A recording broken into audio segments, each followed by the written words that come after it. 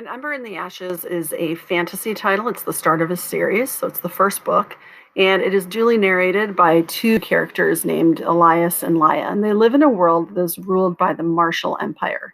Elias is part of the ruling world of the empire, and Laia is part of a group of people who are oppressed, and they're called the Scholars. And when the book opens, we meet Laia first. And her brother has been sneaking out at night to join up with the resistance. She's super upset with him because her parents died doing that. And she really thinks that he's going to bring down some really bad luck on them. And sure enough, there's a knock at the door. And there is an enforcer there, and they're called masks, is because part of their face is covered with a silver mask that's adhered to their faces. And they get that at the end of their training. And all hell breaks loose, and her brother is taken, and she's left alone, and she's really upset. She makes a pact with this resistance so that they can get her brother back. But she has to do something for them. She has to spy for them.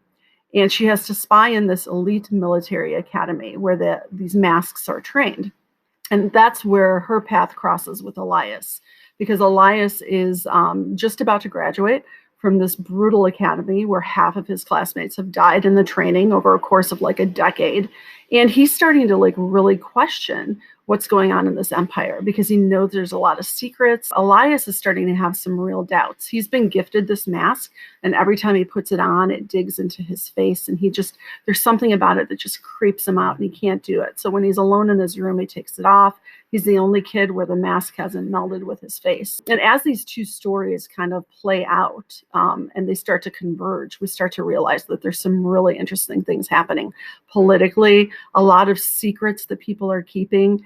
And eventually Laia and Elias are thrust together, and their future depends on each other. So super fast paced. There is a cliffhanger at the end of every single chapter. So it goes back and forth between Laia's voice and Elias's voice. So Ember in the Ashes, fantastic fantasy.